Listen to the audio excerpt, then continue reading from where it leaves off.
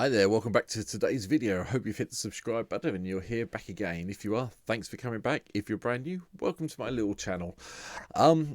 Today's video is, as I said earlier, some of the videos earlier this week, I was going to do decks around cards that have been played against me and build them up. This one was played against me, but it wasn't the commander.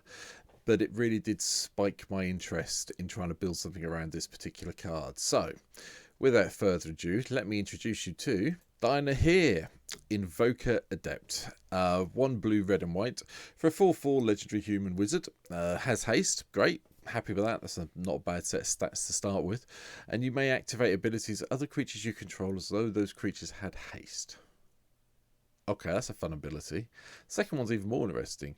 Tap it. Whenever you next activate the ability that isn't a mana ability by spending 4 or more mana to activate it, copy it. You may choose new targets for that copy. Right then. Yeah, so this one is really a card built around activated abilities of creatures and other permanents you may control on the battlefield. I don't think I can honestly say, hand on heart, I've never seen this played as a commander. If I'm wrong and you've got one below, let me know what I've done wrong. Yeah, leave me a comment, tell me where I've gone wrong with this deck. But I've gone, yeah, okay, I need to build this. So, what does my deck look like? Well, my deck looks like this. As usual, for one of my videos, I'll just quickly run through the mana base. Blue, white, red lands all the way through. Command Tower, Exotic Orchard, Fable Passage. 4 of each of the basics. Mystic Monastery. I just want to talk about Mystic Monastery for a second. It's a cheaper version of Ragawin Triumph. Now, I've got both in this deck because I own both on MTGO, and I'm lucky enough I own a lot of them in real life as well. However, if you're playing on MTGO, if you're playing in this in real life, replace the Ragawin Triumph, if you haven't got one, for Mycoria with a basic land or another dual land of your choice, and make sure you pick up a Mystic Monastery from Khans of, yeah, Tarkir, I was right. It's exactly the same card, apart from this one doesn't have cycling like this one does.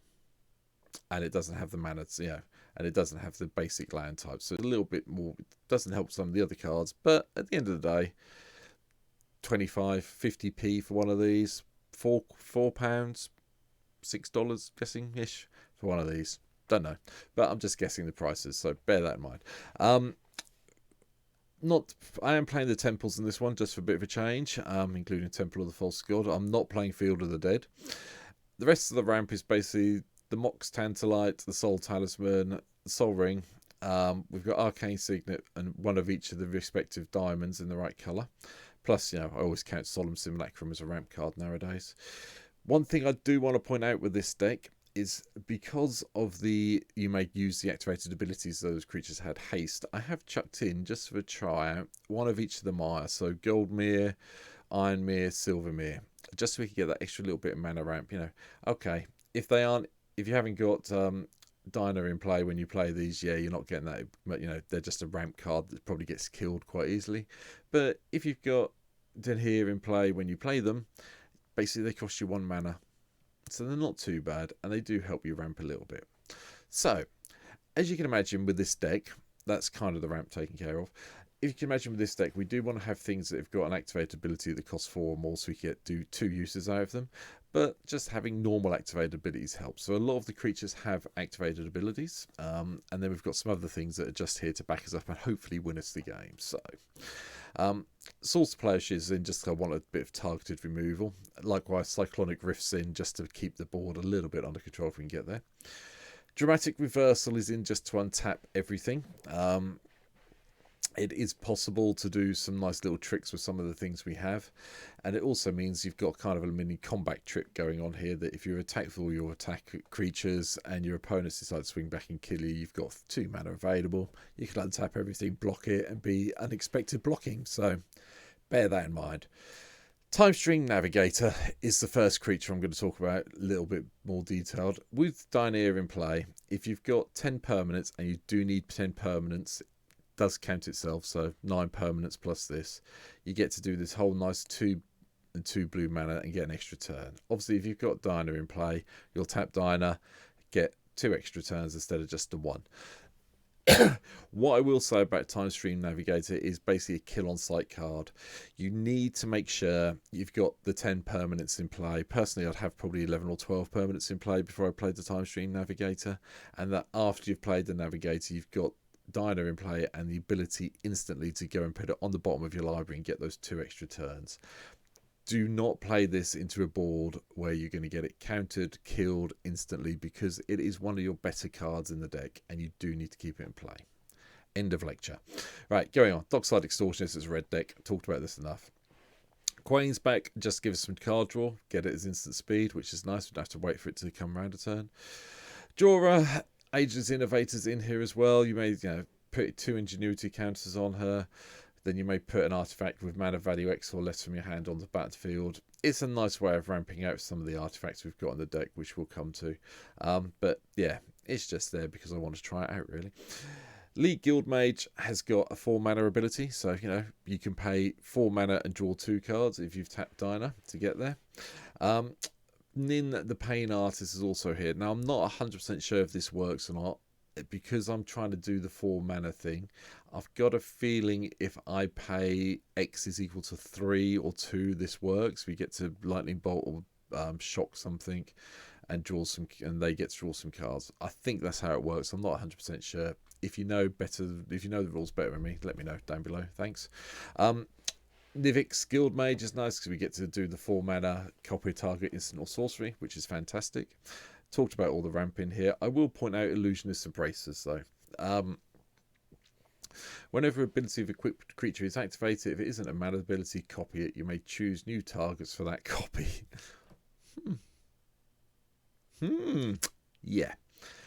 If you've got this and you've got this and you equip this to this and then do this, you're getting 3 turns as I work out if I've done my mana, if I've done my maths correctly, which is probably going to upset a lot of people. End up with you just having people quit on you, but bear it in mind, it's quite good fun. Drum Bellows in just to untap all the creatures during each other player's untap step. I thought that was quite a nice little addition to this, and it's not something I've played much with yet. Clever Conjurer to untap a target permanent that we might need to untap. So if we've got Dyna in play, we could untap Dyna and get another copy of a 4th thing. Nice little combo. Same with Kelpie Guide, same with Vizier Tumbling Sands. We're basically going to be using this to untap everything. Muzio's here just to go and find us some of our ramp spells and 1 key card that's coming up shortly. Battle Mage Bracers does exactly the same. Whenever an ability of equipped creature is activated, if it isn't a mana ability, you may pay 1 and copy it. So pay 1, you get 2 copies from my workout if I've done my maths right with Dyna. Again, if I'm wrong, let me know down below, but I believe that's how it works. Crater Elementals in just so we can go and blow things up if we need to. It gives us a little bit of removal. And a 0/6 blocker isn't the worst thing in the world to have as well. Hanwha Garrison I've already talked about to go in line with, I didn't actually. Hanwha Battlements is in the deck along with Hanwha Garrison. I really like to try and merge these two together, meld these two together at some stage and see if we can get the horrors going. So hence why this is in here. I thought it'd be a bit of a laugh. Hannah Ship's Navigators in just in case we need to get some of our Mears killed off or our diamonds get killed off, or bracers get killed off so we can get them back. Zirda the Dawn Waker. Now I was going to try and play this as a companion in the deck, but it just got too complicated to do with what some of the other cards I wanted to play, so I've included this in the deck. It's quite nice. Abilities you activate that aren't mana abilities cost 2 less. Yeah, so it makes things a little bit cheaper, for, where are we? Guild Mages over here. So yeah, pretty cool. Queen Kalia Bin Krug's in as well, just so we can get some discard on the go, and it's a 4 mana. We can get 2 copies of it if we need to. I decided it was a reasonable chance to play this and see if we could make it work in this deck. There is a whole deck tech about Queen if you haven't seen it already, so go and have a look at that. Paladin Mir, just to get some more Rana ramp on the go, and Rings of Bright Hearth, so we can copy all those activated abilities paying 2 mana. Going to get a lot of copies in this deck with a bit of luck. Angel of Condemnation's in just so we can exile another target creature, and then if we need to we can exert it and copy the exert multiple times and just remove all the annoying things from the thing. Wrath of God's in along with Chain Reaction just to control the board a little bit. Fate Stitcher to do the whole untappy thing.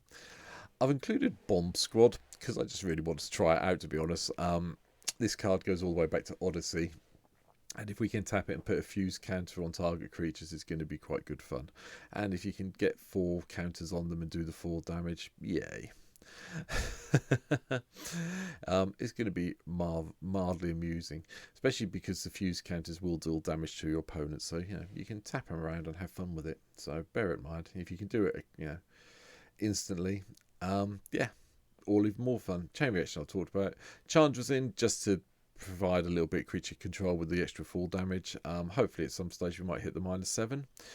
Draw is in just to draw the cards as we go through. We've got a fair amount of legendaries, artifacts in the deck, and I decided it's probably worth a gamble having this one in here just to get some extra card draw on the go, so there's not much. Reclusive Artificers in as well. Enters the battlefield, you have it deal damage to target creature equals the number of artifacts you control. This can probably come out. I was mucking around with this card, but I figured with the amount of artifacts we do have, we might be able to get a few points in here and there, so I figured it was worth a gamble. Broyon's in just to chuck another creature around. Yeah, and it gets lifelink, which is nice, so we'll go with that. Likewise, Gonostra, Voice of the Crags is in a well. This is another way of gaining life from my point of view. Maybe a bit of scrying if we're lucky and we need it. One of the main artifacts we've got is Lithothorm Engine, which does work if you've got 4 mana and you get to copy the second ability. So if you're paying something like, I don't know, playing something that is not a legendary creature, I don't know, let's just go over here and jump on Ancient Copper Dragon. If you've got 10 mana, copy it again. It works quite nicely. Bear in mind, that's one of the key artifacts in the deck. Solomon spoken about. Geology Enthusiast was something I didn't even know existed until I was looking for interesting things to do with 6 mana, or 4 more things to activate. Excuse me. Yeah, I'll have Power Stones. They help with things like this. But having the card and draw, 6 mana to draw a card and then get a +1/+1 counter, thank you very much. I'll do this all day long. Cheers.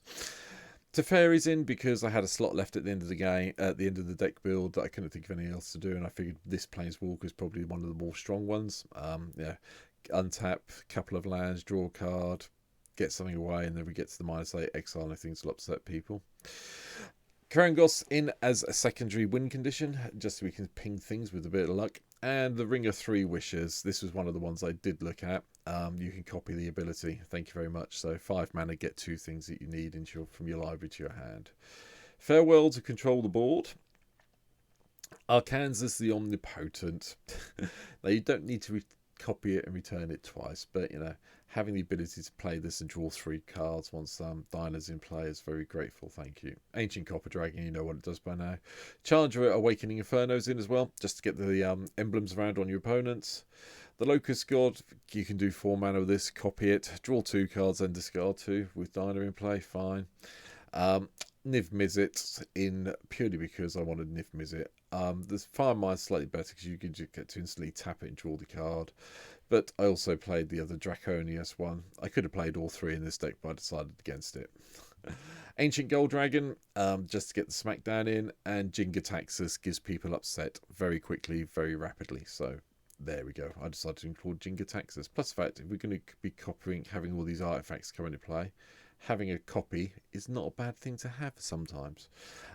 Ancient Silver Dragon just helps with the card draw if we need it. And then finally, to finish everything off, we've got Blasphemous Act in the deck to control the board even more. And that's it. That is my little take on Dina here in Invoker Adept. Is it going to work? I don't know. Never seen it played against me. I've never seen it played on MTGO either. So, hey hum, we'll see how it goes. But that's my take on it. But if you think I've missed anything major, please, go down below in the comments. Let me know. I read them. I respond. I hope you've hit the like button now. And I hope you've really hit the subscribe button. So, thanks for coming and watching my video. And I'll see you in the next video. Take care. Bye.